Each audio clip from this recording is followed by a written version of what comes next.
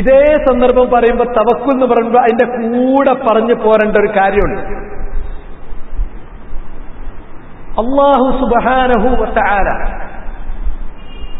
ഒരു മനുഷ്യന്റെ ഈ ദുനിയാവിലുള്ള ജീവിതത്തിലുള്ള ഒട്ടുമിക്ക കാര്യങ്ങളും അവൻ നിശ്ചയിച്ചിരിക്കുന്നത് കാര്യങ്ങൾ കാരണങ്ങളുടെ അടിസ്ഥാനത്തിൽ സംഭവിക്കണമെന്നാണ്. ഇത് അല്ലാഹുവിന്റെ സുന്നത്താണ്. ഈ കാരണങ്ങൾ ചിലപ്പോൾ ലാഹിറായിരിക്കും, ചിലപ്പോൾ ഈ കാരണങ്ങൾ ഖഫിയായിരിക്കും. ലാഹിറായ കാരണം എന്ന് പറഞ്ഞാൽ അല്ലാഹു നമുക്ക് വെളിപ്പെടുത്തി തന്നിട്ടുള്ള കാരണങ്ങൾ ഉണ്ടാകും. ചിലപ്പോൾ നമ്മുടെ അറിവിൽ അത് വെളിപ്പെടാതെ ഗോപ്യമായി കിടക്കുന്ന കാരണങ്ങൾ ഉണ്ടാകും.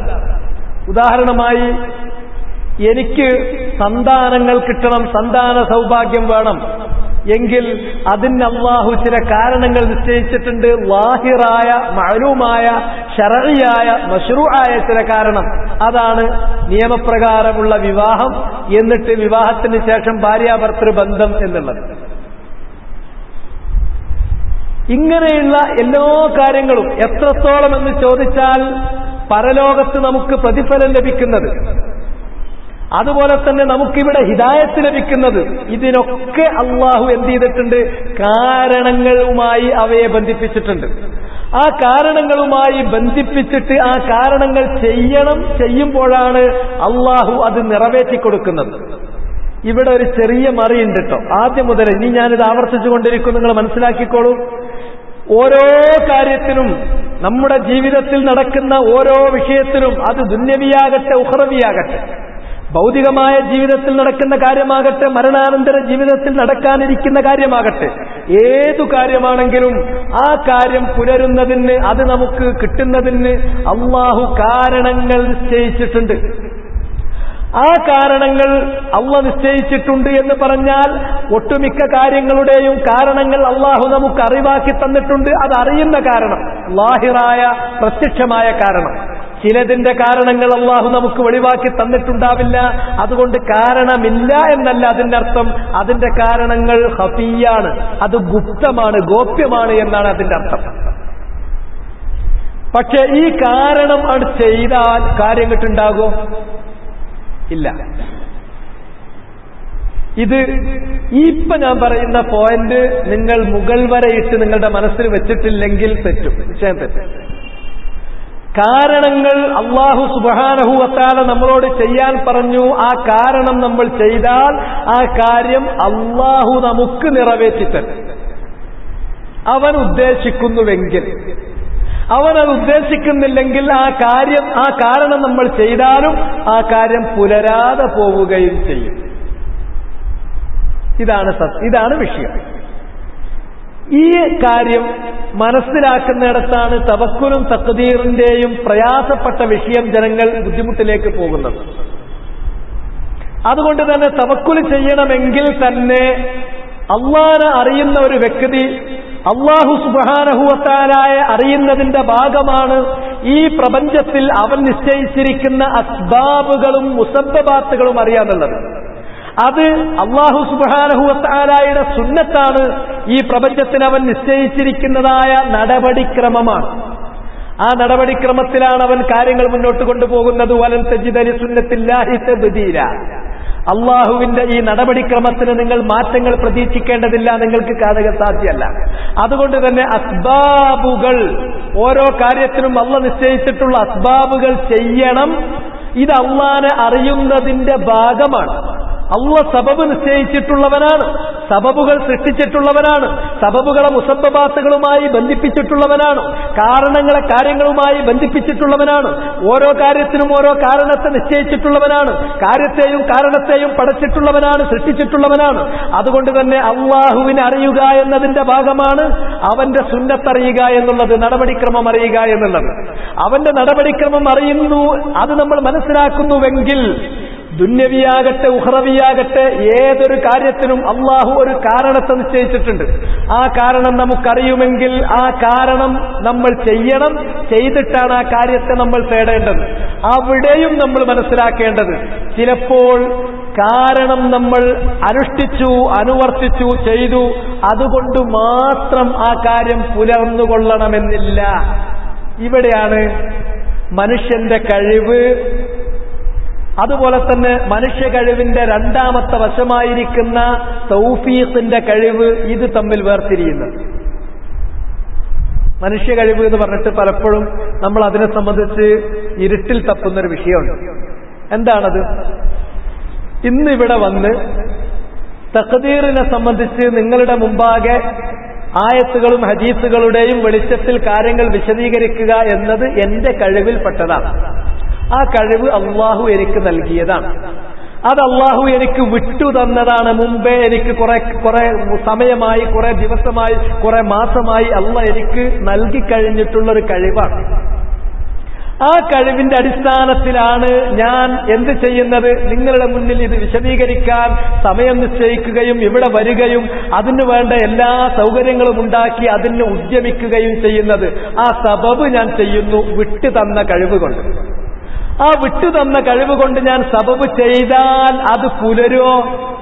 അത് പുലരണമെങ്കിൽ അള്ളാഹ് എനിക്ക് വിട്ടു തന്നിട്ടില്ലാത്ത, ഞാൻ ആ സബബ് ചെയ്തുകൊണ്ടിരിക്കുമ്പോൾ ആ സബബിന്റെ കൂടെ, ആ പ്രവർത്തനത്തിന്റെ കൂടെ അപ്പോൾ മാത്രം അള്ളാഹു എനിക്ക് നൽകുന്ന തൗഫീഖ്, ഉദവിയുടേതായ ഒരു കഴിവ് വേറെ ഉണ്ട്.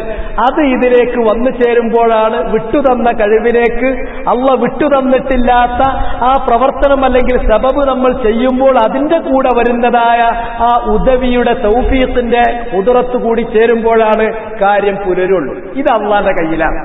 ഇത് അള്ളാഹ് നമുക്ക് വിട്ടു തന്നിട്ടില്ലാത്തതാണ്. അതുകൊണ്ട് തന്നെ ഞാനിവിടെ വന്നു കാര്യങ്ങളൊക്കെ വിശദീകരിക്കാൻ വേണ്ടി ഇങ്ങനെ മുതിരുമ്പോ ആദ്യത്തെ സമയത്ത് തന്നെ എന്റെ ശബ്ദം തകരാറായി. അതിന്റെ അർത്ഥം പിന്നൊരു വാക്കും വരുന്നില്ല, ഒന്നുമില്ല. നമ്മളിന്ന് ക്ലാസ് നിർത്തിവെച്ച്, ദർസ് നിർത്തിവെച്ച് നമ്മളൊക്കെ എഴുന്നേറ്റ് തിരിച്ചു പോകും. അപ്പൊ വിട്ടു തന്ന കഴിവുകൊണ്ട് മാത്രം നമുക്കത് പൂർത്തീകരിക്കാൻ കഴിയില്ല. അത് പാതി മാത്രം. അതിന്റെ അടുത്ത പാതിയാണ് വിട്ടുതരാത്ത, സബബ് ചെയ്യുമ്പോൾ, സബബ് ചെയ്തുകൊണ്ടിരിക്കുമ്പോൾ അതിന്റെ കൂടെ മാത്രം അള്ളാഹു നമുക്ക് നൽകുന്ന, നമുക്ക് വിട്ടുതരാത്ത കഴിവ്, തൗഫീഖിന്റെ ഖുദ്റത്ത്. ആ തൗഫീഖിന്റെ ഖുദ്റത്തില്ലാതെ ഒരു സംഗതി ലോകത്ത് നടക്കൂല. അത് അള്ളാഹുവിന്റെ ഖളാഉമായി, അവന്റെ ഖദറുമായി ബന്ധപ്പെട്ടതാണ് വിഷയം. ഇവിടെയാണ് തവക്കുലിന്റെ ഖളാ ഖദറുമായിട്ടുള്ള ബന്ധം. അള്ളാഹു ഒരു കാര്യം നടക്കണമെന്ന് ആദിയിൽ, അവന്റെ ആദിയായ ഇൽമിൽ മുൻകഴിഞ്ഞിട്ടുള്ളതും അവൻ ലൗഹിൽ രേഖപ്പെടുത്തിയിട്ടുമുള്ളതുമാണെങ്കിൽ ഞാൻ ആ സബബ് ചെയ്യുമ്പോൾ, ആ കാരണം ഞാൻ അനുഷ്ഠിക്കുമ്പോൾ കാരണത്തിന്റെ കൂടെ തൗഫീഖിന്റെ കഴിവ് അല്ലാഹ് എന്നിലേക്ക് എത്തിച്ചു തരുന്നു. അപ്പോൾ അതവന്റെ ഖളാഇൽപ്പെട്ടൊരു കാര്യമായതിനാൽ, ഖദറിൽപ്പെട്ടൊരു കാര്യമായതിനാൽ അത് പുലരുന്നു. ഈ ഖളായിലും ഖദറിലും പെട്ട കാര്യം അത് നമുക്ക് മുൻകൂട്ടി അറിയുക സാധ്യമല്ല. അത് സിർറുല്ലാഹിൽ മക്തൂം, അള്ളാഹുവിൻ സ്വകാര്യമാക്കി വെച്ചിരിക്കുന്ന അതീവ സ്വകാര്യമായ രഹസ്യം. അതുകൊണ്ട് തന്നെ ആ കാര്യത്തിൽ എന്താണ് നടക്കുക, എനിക്ക് തൗഫീഖ് കിട്ടുമോ കിട്ടുകയില്ലേ എന്ന വിഷയത്തിൽ ഞാനൊരു മുഅ്മിനായ മനുഷ്യൻ എന്ന നിലക്ക് എന്താ കരുതേണ്ടത്? ഞാൻ കരുതേണ്ടത് എന്റെ റബ്ബ് എനിക്കതിനുള്ള തൗഫീഖ് നൽകും എന്നുള്ള നല്ല വിശ്വാസം. അതാണ് ഹുസ്നുൽ വന്നി ബി റബ്ബിൽ ആലമീൻ. റബ്ബുൽ ആലമീനായ അള്ളാഹുവിനെ കുറിച്ച് നല്ലതു മാത്രം നമ്മൾ കരുതണം, നല്ലതു മാത്രം നമ്മൾ ധരിക്കണം, തെറ്റായതൊന്നും ധരിക്കരുത്. അതുകൊണ്ട് അള്ളാഹിനെ കുറിച്ച് നല്ലതു മാത്രം കരുതിക്കൊണ്ട് ഞാനിതൊരു നല്ല കാര്യത്തിന് മുതിരുന്നു, അതിന് എനിക്ക് അള്ളാഹു വിട്ടുതന്ന കഴിവിന്റെ അടിസ്ഥാനത്തിൽ സബബ് ഞാൻ ചെയ്യുന്നു. അത് ചെയ്യുമ്പോൾ അതിന്റെ കൂടെ അവന്റെ ഖളാഇലും ഖദറിലും പെട്ട കാര്യമാണെങ്കിൽ തൗഫീഖിന്റെ കഴിവ് കൂടി വന്നു ചേരുന്നു, കാര്യം നടക്കുന്നു. അതുകൊണ്ട് നടക്കട്ടെ, ആ തൗഫീഖിന് പ്രാർത്ഥിച്ചുകൊണ്ട്. അതാണ് ബിസ്മില്ലാ, അള്ളാഹുവെ നിന്റെ പേര് ചൊല്ലിക്കൊണ്ട്, അള്ളാഹ് എന്നുള്ള അതിവിശിഷ്ടമായ ആ ഇസ്മുൽ ജലാല ചൊല്ലിക്കൊണ്ട്, അത് ആ നാമത്തെ കൊണ്ട് ബർക്കത്ത് ചോദിച്ചുകൊണ്ട്, ആ നാമം മുൻനിർത്തിക്കൊണ്ട് നിന്റെ സഹായം, ഈ സഹായം അഥവാ ഖുദ്റത്ത് തൗഫീഖ് ചോദിച്ചുകൊണ്ടാണ് ഞാനിത് ചൊല്ലുന്നത്, ഞാനിതിലേക്ക് ഉദ്യമിക്കുന്നത്. അപ്പൊ അതുകൊണ്ട് തന്നെ തവക്കുലിനെ കുറിച്ച് ഇബ്നു അബ്ബാസിൽ നിന്നും അതുപോലെ 10ഓളം സഹാബിമാരിൽ നിന്നും ഉദ്ധരിക്കപ്പെട്ടിരിക്കുന്ന വ്യാഖ്യാനം എന്താ? തവക്കുൽ ഹുസ്നുൽ വന്നി ബി റബ്ബിൽ ആലമീൻ.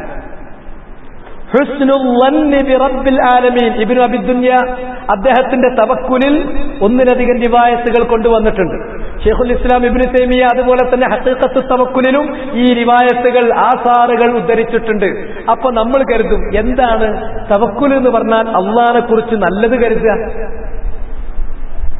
അള്ളാഹിനെ കുറിച്ച് നല്ലത് കരുതുക എന്ന് പറഞ്ഞാൽ ഇത് തന്നെയാണ് നല്ലത് കരുതൽ. ഒരു കാര്യം ഞാൻ ചെയ്യാൻ പോകുന്നു, അത് ചെയ്യാൻ അള്ളാഹു എനിക്ക് വിട്ടുതന്ന ഒരു കഴിവുണ്ട്. ആ കഴിവിന്റെ അടിസ്ഥാനത്തിൽ ആ കാര്യം സഫലീകൃതമാകുന്നതിന് അവൻ തന്നെ നിശ്ചയിച്ചിട്ടുള്ള കാരണമാണ് ഞാൻ ചെയ്യേണ്ടത്.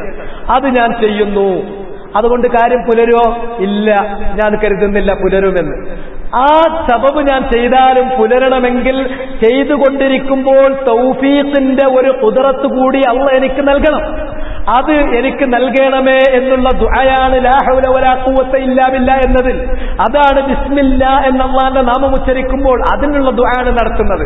അത് നടത്തുമ്പോൾ നമുക്ക് അല്ലാഹുവിനെ കുറിച്ച് നല്ലതേ നമ്മൾ കരുതുള്ളൂ. ഈ നല്ലത് കരുതിയിട്ട് ഞാൻ ഇത്രയും സബബ് എന്നോട് ചെയ്യാൻ പറഞ്ഞു, ഞാൻ ചെയ്തു.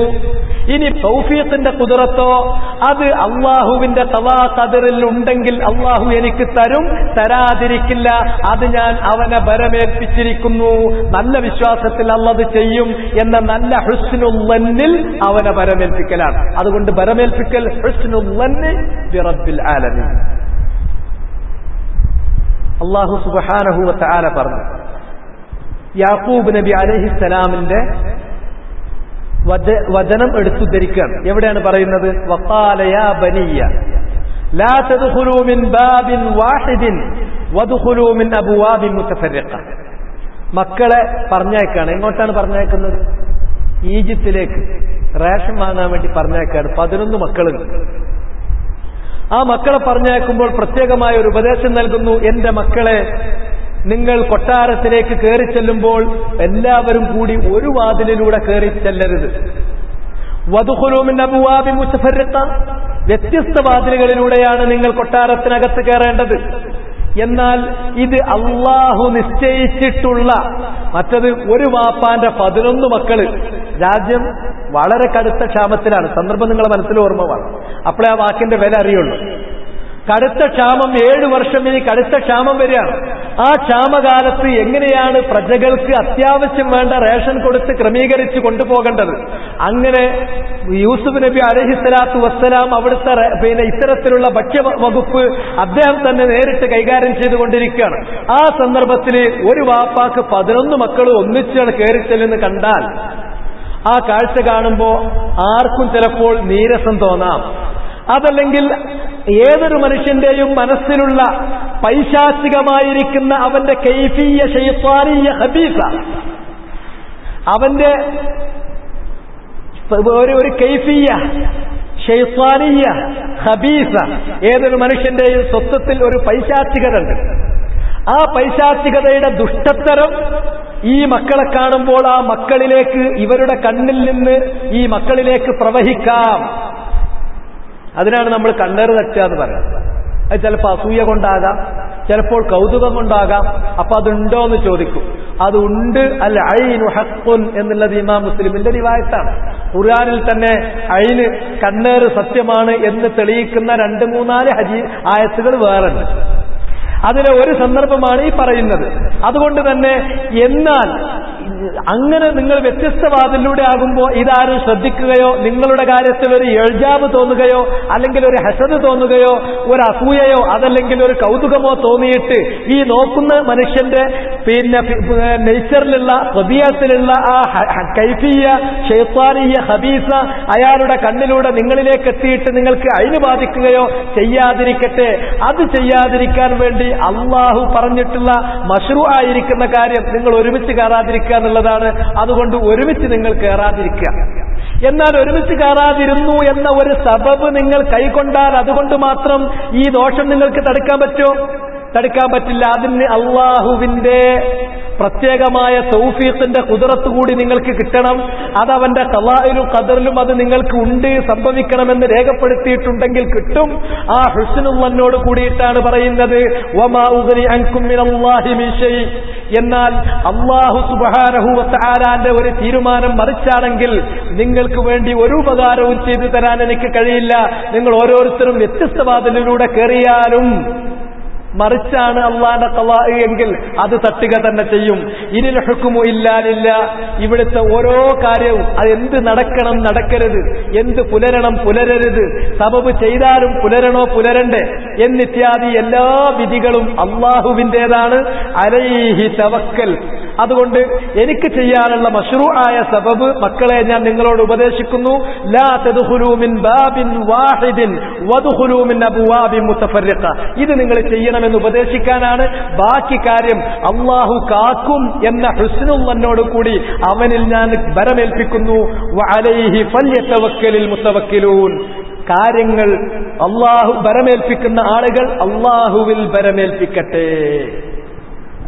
ഇതാർക്കെ ഈ ഒരു സങ്കല്പത്തിൽ, ഈ ഒരു വിഭാവനയിൽ, ഈ ഒരു വസ്തുതയിൽ, ഈ ഒരു അടിസ്ഥാന തത്വത്തിൽ ഉറച്ചു നിന്നുകൊണ്ട് തന്റെ വീക്ഷണങ്ങളെയും തന്റെ സമീപനങ്ങളെയും ചിട്ടപ്പെടുത്താൻ ആർക്കേ സാധിക്കുള്ളൂ? തൗഹീദ് ഉറച്ച, തഖ്ദീറിനെ കുറിച്ച് ഖളാഇനെ കുറിച്ച് ശരിക്ക് ധാരണയുള്ള വിശ്വാസമുള്ള ഒരാൾക്കേ അതിന് സാധിക്കും. അതുകൊണ്ട് അല്ലാഹു സുബ്ഹാനഹു വ തആല പറഞ്ഞു, വലഇൻ സഅൽതഹും മൻ ഖലഖസ് സമാവാതി വൽ അർദ് ലയഖൂലുന്ന അല്ലാഹ് ഖുൽ അഫറഅയ്തും മാ തദ്ഊന മിൻ ദൂനില്ലാഹി ഇൻ അറാദനി അല്ലാഹു ബിദുർരിൻ ഹൽ ഹുന്ന കാശിഫാതു ദുർരി ഔ അറാദനി ബിറഹ്മ ഹൽ ഹുന്ന മുംസികാതു റഹ്മതി ഖുൽ ഹസ്ബിയല്ലാഹ് അലൈഹി യതവക്കലിൽ മുതവക്കിലൂൻ. നീ അവരോട് ചോദിക്കുകയാണെങ്കിൽ ആരാണ് ആകാശങ്ങളും ഉപരിലോകങ്ങളും അതുപോലെ തന്നെ ഭൂമി കീഴ്ലോകങ്ങളും പടച്ചത് എന്ന് ചോദിച്ചാൽ ലയഖൂലുന്നല്ലാഹ്, അവര് പറയും അല്ലാഹുവാണ്. അതുകൊണ്ട് മാത്രം തൗഹീദുർ റുബൂബിയ്യ, റുബൂബിയ്യത്തിലുള്ള വിശ്വാസം കൊണ്ട് മാത്രം ഒരാൾക്ക് തവക്കുലിൽ എത്തിപ്പെടാൻ കഴിയില്ല. മറിച്ച് തൗഹീദ് പൂർണ്ണമായി അസ്മാഉകളിലും സിഫാത്തിലും ഉലൂഹിയ്യത്തിലും റുബൂബിയ്യത്തിലും തൗഹീദിന്റെ എല്ലാ വശങ്ങളും ഉറച്ച ഒരാൾക്ക് തവക്കുലിൽ എത്തിപ്പെടാൻ സാധിക്കുള്ളൂ. അങ്ങനെയാണ് കാര്യമെങ്കിൽ ഖുൽ, അവരോട് പറയുക, അഫറഅയ്തും മാ തദ്ഊന മിൻ ദൂനില്ലാഹ്, അല്ലാഹുവാണ് എല്ലാറ്റിനെയും സൃഷ്ടിച്ചത്, ഉപരിലോകങ്ങൾ സൃഷ്ടിച്ചത്, കീഴ്ലോകങ്ങൾ സൃഷ്ടിച്ചത് എങ്കിൽ എന്തിനാണ് അല്ലാഹുക്ക് പുറമെയുള്ള മറ്റൊരാളോട് നിങ്ങൾ ദുആ ചെയ്യുന്നത്? എന്തിനാണ് അവരെ നിങ്ങൾ ആരാധിക്കുന്നത്? എന്തിനാണ് അവരോട് നിങ്ങൾ പ്രാർത്ഥിക്കുന്നത്? ഇൻ അറാദനി അല്ലാഹു ബിദുർരിൻ ഹൽ ഹുന്ന കാശിഫാതു ദുർരി. അല്ലാഹു സുബ്ഹാനഹു വ തആല എനിക്ക് ഒരു ദ്രോഹം ഉദ്ദേശിച്ചിട്ടുണ്ടെങ്കിൽ നിങ്ങൾ ആരാധിക്കുന്ന ഈ കള്ളദൈവങ്ങൾ അല്ലാഹു ഉദ്ദേശിച്ചിരിക്കുന്ന ദ്രോഹം അത് ഒഴിവാക്കാൻ കഴിവുള്ളവയാണോ? ഔ അറാദനി ബിറഹ്മ, അതല്ലെങ്കിൽ അല്ലാഹു എനിക്കൊരു റഹ്മത്ത് തരാനാണ് ഉദ്ദേശിച്ചതെങ്കിൽ ഹൽ ഹുന്ന മുംസികാതു റഹ്മതി, അല്ലാഹുക്ക് പുറമെ നിങ്ങൾ ദുആ ചെയ്യുകയോ ആരാധന നടത്തുകയോ ചെയ്യുന്ന ഈ വ്യാജന്മാർ, കള്ളദൈവങ്ങൾ അല്ലാഹു തരാൻ ഉദ്ദേശിച്ചിരിക്കുന്ന റഹ്മത്തിനെ തടഞ്ഞു വെക്കാൻ, പിടിച്ചു വെക്കാൻ പറ്റുന്നവരാണോ അവർ? ഖുൽ ഹസ്ബിയല്ലാഹ്, അല്ല, സാധ്യമല്ല. അങ്ങനെ കരുതുന്ന ഒരാൾക്ക് അള്ള മതി, തൗഹീദിൽ പിഴച്ചിട്ടുള്ള ഒരാൾ അള്ള മതി എന്ന് പറയില്ല. അയാൾക്ക് ഗുണം കിട്ടാൻ ഒരു വലിയ, ദോഷം തടുക്കാൻ വേറൊരു വലിയ, ഇങ്ങനെ പലരിലേക്കും പോകും. മറിച്ച് തൗഹീദ് ശരിക്ക് അടിയുറച്ചൊരു വ്യക്തിയാണെങ്കിൽ വേറെ ആർക്കും അള്ള തരാൻ ഉദ്ദേശിച്ച ഒരു റഹ്മത്ത് തടുക്കാനോ അള്ള എന്നെ ബാധിപ്പിക്കാൻ ഉദ്ദേശിച്ചിരിക്കുന്ന ഒരു ദ്രോഹം, ആ ദ്രോഹം ഇല്ലായ്മ ചെയ്യാനോ കഴിയില്ല എന്ന് ഉറച്ചു വിശ്വസിക്കുകയും അതുകൊണ്ട് തന്നെ ഹസ്ബി അല്ലാഹ്, എനിക്ക് അല്ലാഹു മതി, അലൈഹി യതവക്കലിൽ മുതവക്കിലൂൻ, അതുകൊണ്ട് അല്ലാഹുവിൽ കാര്യങ്ങൾ ബരമേൽപ്പിക്കുന്നവർ ബരമേൽപ്പിച്ചു കൊള്ളട്ടെ. ഇതാണ്. അപ്പോ റുബൂബിയ്യത്തിന്റെ വശത്തിലും ഉലൂഹിയ്യത്തിന്റെ വശത്തിലും അസ്മാ സിഫാത്തുകളുടെ വശത്തിലും അള്ളാഹുവിനെ അറിയേണ്ട മുറപ്രകാരം അറിഞ്ഞ് അവന്റെ ഏകത്വം സ്ഥിരീകരിച്ച് മനസ്സിൽ ഉറച്ചു വിശ്വസിച്ച് ആ ഈമാൻ അത് യഖീനായി തീർന്നിട്ടുള്ള ഒരു വ്യക്തി, അവന് മാത്രമേ ഹസ്ബി അല്ലാഹ് വനിഅമൽ വക്കീൽ, ഹസ്ബി അല്ലാഹ് അലൈഹി ഫൽയതവക്കലിൽ മുതവക്കിലൂൻ, ഈ തവക്കുൽ പറയാനും ഉൾക്കൊള്ളാനും സാധിക്കുള്ളൂ. ഇതാരൊക്കെ പറഞ്ഞ വചനാന്നറിയോ? ഇബ്രാഹിം അലൈഹിസ്സലാം. അദ്ദേഹത്തെ തീക്കുണ്ടത്തിൽ നമ്രൂദ് എന്ന് പറയുന്ന രാജാവ് തീക്കുണ്ടത്തിൽ എറിഞ്ഞുകൊണ്ട് ശിക്ഷിക്കുന്ന സന്ദർഭത്തിൽ ഇബ്രാഹിം നബി പറഞ്ഞ വചനം അതായിരുന്നു അലൈഹിസ്സലാം. ഇത് തന്നെയായിരുന്നു യൂസുഫ് നബി അലൈഹിസ്സലാമിനെ സഹോദരന്മാർ കിണറ്റിലെറിഞ്ഞപ്പോൾ അദ്ദേഹം പറഞ്ഞിട്ടുള്ള വചനം. ഇത് തന്നെയായിരുന്നു മുഹമ്മദ് നബി സല്ലല്ലാഹു അലൈഹി വസല്ലം ഉഹദിന്റെ സന്ദർഭത്തിലും ഖന്തത്തിന്റെ സന്ദർഭത്തിലും പറഞ്ഞിട്ടുണ്ടായിരുന്ന വചനം. ഇത് തന്നെയാണ് എല്ലാ ഉബൂദിയ്യത്തിന്റെ അഅ്ലാ മഖാമിൽ എത്തിപ്പെട്ടിരിക്കുന്ന മുത്തഖീങ്ങളായിരിക്കുന്ന ആളുകൾ അവര് ഏതൊരു വിഷയം വരുമ്പോഴും ഈ വചനമാണ് അവർ പറയാ. കാരണം അള്ളാഹു ഏകനാണ്, അള്ളണ്ട് അവർക്കറിയാം.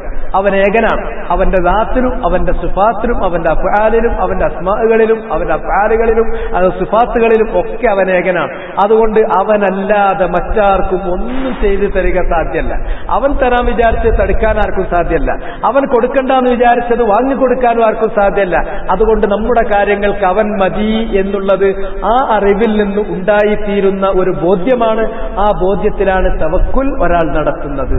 അതുകൊണ്ട് അല്ലാഹു സുബ്ഹാനഹു വ തആല പറഞ്ഞു, ആരോടാണ് നമ്മൾ തവക്കുൽ ചെയ്യേണ്ടത്? ആരോ കാര്യം പരമേൽപ്പിച്ചാലാണ് നടക്കുക? അല്ലാഹു പറഞ്ഞു, വതവക്കൽ അലൽ ഹയ്യിൽ ലദീ ലാ യമൂത് വസബ്ബിഹ് ബിഹംദിഹി വകഫാ ബിഹി ബിദുനൂബി ഇബാദിഹി ഖബീറ. വതവക്കൽ അലൽ ഹയ്യിൽ ലദീ ലാ യമൂത്. നീ നിന്റെ കാര്യങ്ങൾ ഫലമേൽപ്പിക്കേണ്ടത് ഇടക്ക് മരിച്ചു പോകുന്ന ഒരാളെ ഏൽപ്പിച്ചു, ഏതെങ്കിലും തങ്ങന്മാരെ ഏൽപ്പിച്ചു, അല്ലെങ്കിൽ ഔലിയാക്കന്മാരെ ഏൽപ്പിച്ചു, അല്ലെങ്കിൽ മറ്റു വ്യാജന്മാരെ ഏൽപ്പിച്ചു. അവര് നിങ്ങളെപ്പോലുള്ള സൃഷ്ടികൾ. അവരുടെ അവധി കഴിയുമ്പോൾ അവർ മരിച്ചു തീരുന്നു. പിന്നെ വലാ യശ്ഉറൂന അയ്യാന യുബഅസൂൻ. ഇനി എന്നാണ് അവർക്ക് ബഅസ് നടക്കുക എന്ന് പോലും അവർ അറിയാൻ പോകുന്നില്ല. അങ്ങനെയുള്ള ആളുകളെ നിങ്ങൾ ഏൽപ്പിച്ചിട്ട് കാര്യമുണ്ടോ? ഇല്ല. അതുകൊണ്ട് നിങ്ങൾ കാര്യം ബരമേൽപ്പിക്കുകയാണെങ്കിൽ ബരമേൽപ്പിക്കേണ്ടത് അലൽ ഹയ്യ് അല്ലദീ ലാ യമൂത്, ജീവിച്ചിരിക്കുന്ന, ജീവനുള്ള ജീവിച്ചിരിക്കുന്ന, അല്ലദീ ലാ യമൂത്, അമരനായിരിക്കുന്ന മരിക്കാത്തവനായ എന്നുമെന്നും നിലക്കൊള്ളുന്നവനായ അല്ലാഹുവിൽ കാര്യം പരമേൽപ്പിക്കൂ. വസബ്ബിഹ് ബിഹംദി, അവനെ സംബന്ധിച്ച് ആരെല്ലാം എന്തെല്ലാം കുറ്റങ്ങളും കുറവുകളും ആരോപിക്കുന്നുവോ ആ കുറ്റങ്ങളിൽ നിന്ന് കുറവുകളിൽ നിന്ന് അവനെ നിങ്ങൾ ഉയർത്തി വാഴ്ത്തുവീൻ. ബിഹംദി, അതേ സന്ദർഭത്തിൽ മറ്റുള്ളവർ ആരോപിച്ച തെറ്റായ ആരോപണങ്ങൾ നിങ്ങൾ നിരാകരിക്കവേ തന്നെ അവനുള്ളതായി അവൻ നിങ്ങളോട് പറഞ്ഞിട്ടുള്ള എല്ലാ മഹാമിദുകളും എല്ലാവിധ സ്തുതികളും അത് നിങ്ങൾ അവന് സ്ഥിരീകരിക്കുകയും ചെയ്യുവീൻ.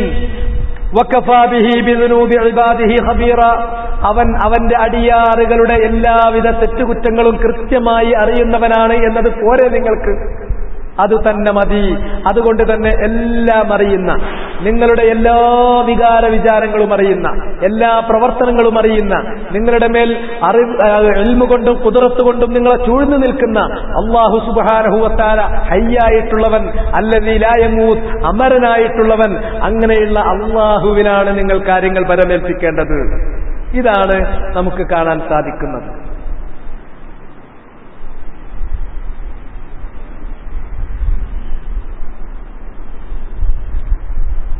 ഇങ്ങനെ അല്ലാഹു സുബ്ഹാനഹു വ തആല അവൻ പറഞ്ഞിരിക്കുന്ന പ്രകാരം അവനിൽ കാര്യങ്ങൾ പരമേൽപ്പിക്കാൻ വേണ്ടി നിരവധി സന്ദർഭങ്ങളിൽ പറഞ്ഞിട്ടുണ്ട്. ആ പറയുന്ന സന്ദർഭങ്ങളൊക്കെ നമ്മൾ എടുത്തു നോക്കിയാൽ അവന്റെ ഏകത്വവുമായി ബന്ധപ്പെട്ടതും അതുപോലെ തന്നെ ഖളാ ഖദറുമായി ബന്ധപ്പെട്ടതുമായ വിഷയങ്ങളിൽ ചേർത്തുകൊണ്ടാണ് പറയുന്നത്. ഈ രണ്ട് കാര്യങ്ങളുമായി, ഒന്ന് അല്ലാഹു സുബ്ഹാനഹു വ തആലയുടെ ഏകത്വവുമായി ബന്ധപ്പെടുത്തിയിട്ട്, അതുപോലെ തന്നെ അല്ലാഹു സുബ്ഹാനഹു വ തആലയുടെ ഖളാ ഖദറുമായി ബന്ധപ്പെടുത്തിയിട്ട്, ഇങ്ങനെയാണ് അവനിൽ കാര്യങ്ങൾ പരമേൽപ്പിക്കാൻ വേണ്ടി അല്ലാഹു സുബ്ഹാനഹു വ തആല പറഞ്ഞിട്ടുള്ളത്.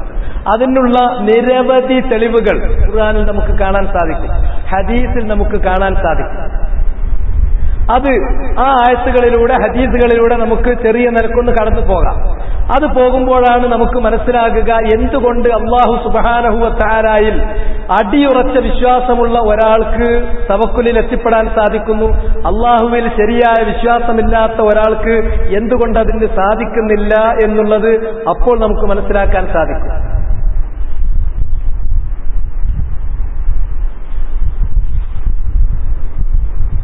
തഖ്ദീറുമായി ബന്ധപ്പെടുത്തി അല്ലാഹു സുബ്ഹാനഹു വ തആല ഖുർആനിൽ തവക്കുലിനെ ചേർത്തി പറഞ്ഞിട്ടുള്ള ചില ആയത്തുകൾ. വഇൻ ജനഹൂ ലിസ്സിൽമി ഫജ്നഹ് ലഹാ വതവക്കൽ അലല്ലാഹ് ഇന്നഹു ഹുവസ് സമീഉൽ അലീം. ഇത് അല്ലാഹു സുബ്ഹാനഹു വ തആല പറയുന്നത് ഏത് സന്ദർഭത്തിലാണ്? മുസ്ലിങ്ങളും അമുസ്ലിങ്ങളും തമ്മിൽ ഒരു യുദ്ധം നടന്നുകൊണ്ടിരിക്കുക. ആ യുദ്ധം നടന്നുകൊണ്ടിരിക്കുന്ന സന്ദർഭത്തിൽ അമുസ്ലിങ്ങളുടെ ഭാഗത്തു നിന്ന് സമാധാനത്തിനു വേണ്ടിയുള്ള ഒരു നിർദ്ദേശം മുന്നോട്ട് വെക്കപ്പെട്ടു. അങ്ങനെ സമാധാനത്തിനു വേണ്ടി യുദ്ധം അവസാനിപ്പിക്കുന്നതിന് വേണ്ടി അവർ സിൽമ് സമാധാനത്തിലേക്ക് അവർ ചായുകയാണെങ്കിൽ ഫജ്നഹ് ലഹ, അല്ലാഹു സുബ്ഹാനഹു വ തആല നമ്മളോട് പറയുന്നു, ആ സമാധാന ശ്രമം നിങ്ങൾ അംഗീകരിക്കണം, അതിലേക്ക് നിങ്ങളും ചായ. സ്വാഭാവികമായും മനസ്സിൽ വരാവുന്ന ഒരു സംശയം, അത് ഒരു ട്രാപ്പാണെങ്കിലോ? തൽക്കാലം സമാധാനം എന്ന് പറഞ്ഞു, എന്നിട്ട് അവർ സമാധാനം ഉദ്ദേശിക്കുന്നില്ല, നമ്മൾ യുദ്ധത്തിൽ മുന്നേറുന്നത് കണ്ടപ്പോൾ പറഞ്ഞതാണ്, അതുകൊണ്ട് തന്നെ നമുക്കത് മുന്നോട്ട് അവരുടെ സമാധാന ശ്രമത്തിനുള്ള അവരുടെ ഈ ഓഫർ നമ്മൾ സ്വീകരിക്കേണ്ടതില്ല. ഇല്ല, അങ്ങനെ ഒരു തീരുമാനത്തിൽ നിങ്ങൾ എത്താൻ പാടില്ല. ഫജ്നഹ് ലഹ, നിങ്ങൾ സമാധാനത്തിനു വേണ്ടി ചായണം, അത് നിങ്ങൾ അംഗീകരിക്കണം. അപ്പോൾ അതിലുണ്ടാകാവുന്നത് വതവക്കൽ അലല്ലാഹ്, അള്ളാഹുവിൽ നിങ്ങൾ കാര്യങ്ങൾ പരമേൽപ്പിക്കണം. ഇതാർക്കേ സാധിക്കൂ? അള്ളാഹുവിൽ വിശ്വാസമുള്ള, അവന്റെ ഖദാഇലും അവന്റെ ഖദറിലും ഉറച്ചു വിശ്വസിക്കുന്ന ഒരാൾക്ക്, ആളുകൾക്ക് അതിന് സാധിക്കും. കാരണം അള്ളാഹു എന്നെ കൈവിടില്ല. ഇവരുടെ ഭാഗത്ത് നിന്ന് അങ്ങനെ ഒരു ചതി, അതാണ് അവർ ഉദ്ദേശിക്കുന്നതെങ്കിൽ ആ ചതി അവരുടെ നെഞ്ഞത്തേക്ക് തന്നെ തിരിച്ചടിക്കാൻ അല്ലാഹു സുബ്ഹാനഹു വ തആലക്ക് ഒരു പ്രയാസമല്ല. അതുകൊണ്ട് ഞാൻ ബാക്കി കാര്യം എനിക്ക് ചെയ്യാനുള്ളത് അല്ലാഹ് പറഞ്ഞിരിക്കുന്ന കാര്യങ്ങൾ ഞാൻ പൂർത്തീകരിക്കുക. അല്ലാഹ് ഇവിടെ പറഞ്ഞിട്ടുള്ളത് അങ്ങനെ ഒരു ശ്രമം ഉണ്ടാകുകയാണെങ്കിൽ ആ ശ്രമത്തെ നിങ്ങൾ നിരാകരിക്കരുത്, നിങ്ങൾ അത് സ്വീകരിക്കണമെന്നാണ്. ആ സബബ് നമ്മൾ ചെയ്യുക. അത് ചെയ്യുന്ന സന്ദർഭത്തിൽ ഇതിലൂടെ നമ്മളൊരു വിജയത്തിൽ എത്തണമെന്നുള്ളത് അത് നമ്മുടെ പ്രതീക്ഷയാണ്. അല്ലാഹ് നമ്മളെ അങ്ങനെ ചെയ്യും, ആ വിജയത്തിൽ എത്തിക്കുമെന്നുള്ളത് അവന്റെ ഖലാഇലും അവന്റെ ഖദറിലും വിശ്വസിച്ചുകൊണ്ട് ഹുസ്നുൽ വെച്ച് പുലർത്തിക്കൊണ്ട് വതവക്കൽ അലല്ലാഹ്, അല്ലാഹുവിൽ കാര്യങ്ങൾ പരമേൽപ്പിക്കുക. ഇന്നഹു ഹുവസ് സമീഉൽ അലീം, അവൻ എല്ലാം കേൾക്കുന്നവരും എല്ലാം അറിയുന്നവരുമാണ്. ഇങ്ങനെയാണ് തഖ്ദീറുമായി ബന്ധപ്പെടുത്തിയിട്ടാണ് തവക്കുൽ ഖുർആനിൽ വരുന്നത്. മറ്റൊരു സന്ദർഭം ഖുല്ലൻ യുസീബനാ ഇല്ലാ മാ കതബല്ലാഹു ലനാ ഹുവ മൗലാനാ വഅലല്ലാഹി ഫൽയതവക്കലിൽ മുഅ്മിനൂൻ.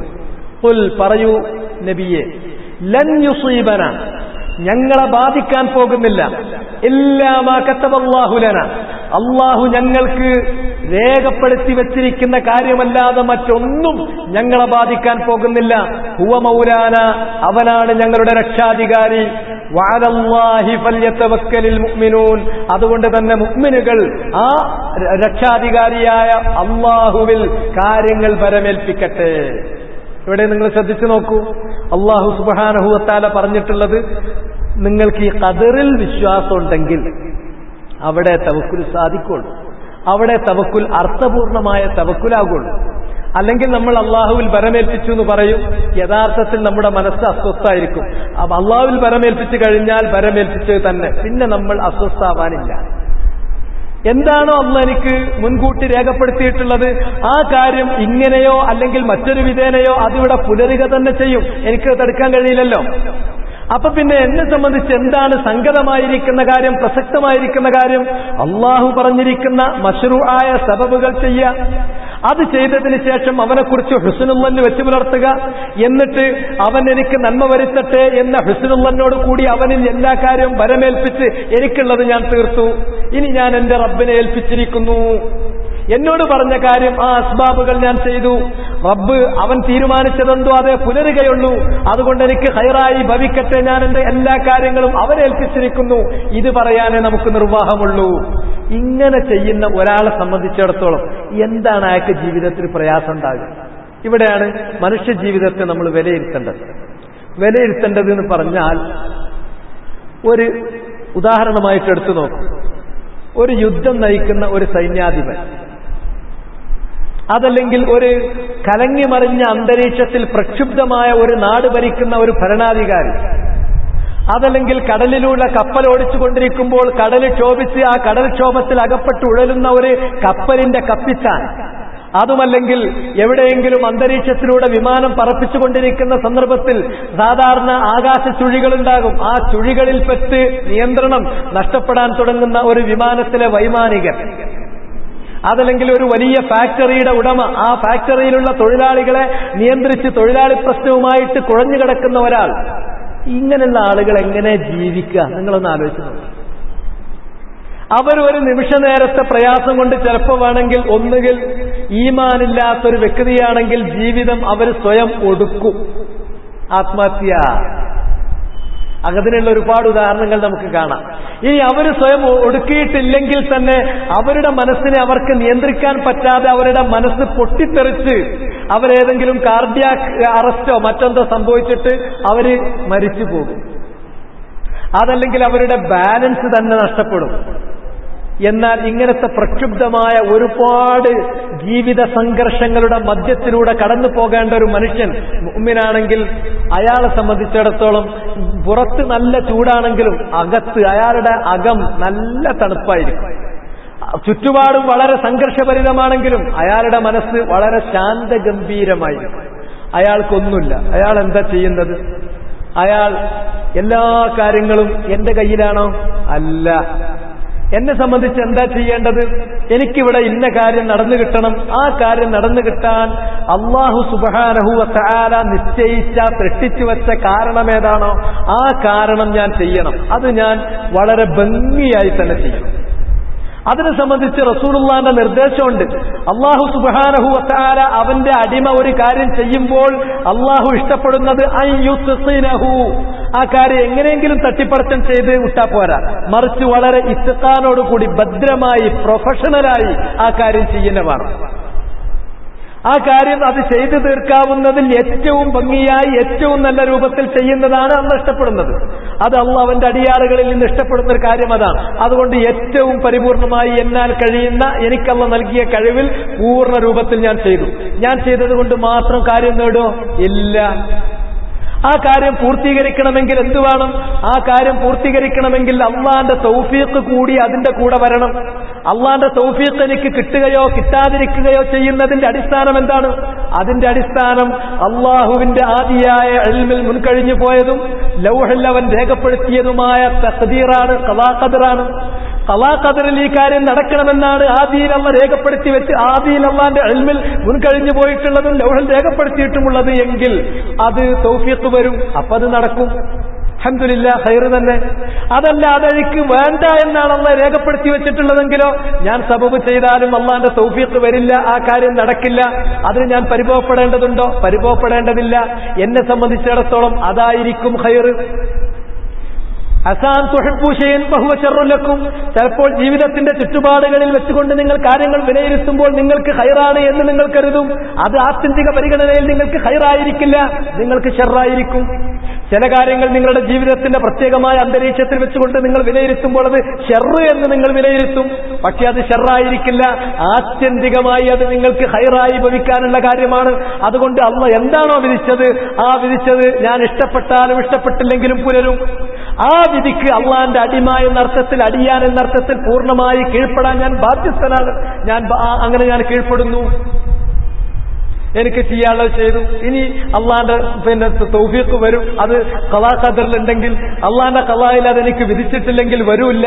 രണ്ടാണെങ്കിലും എന്നെ സംബന്ധിച്ചിടത്തോളം അള്ളാന്റെ ഖദാഉ ഖദറും ഞാൻ പൂർണ്ണമായി സ്വീകരിക്കുന്നു. അതുകൊണ്ട് തന്നെ അള്ളാഹുവിൽ തൃപ്തിപ്പെട്ട് അവനെക്കുറിച്ച് നല്ല ഹുസ്നുൽ വെച്ച് പുലർത്തിക്കൊണ്ട് റബ്ബ് അവൻ തീരുമാനിച്ചതെന്തോ അതേ പുലരുകയുള്ളൂ.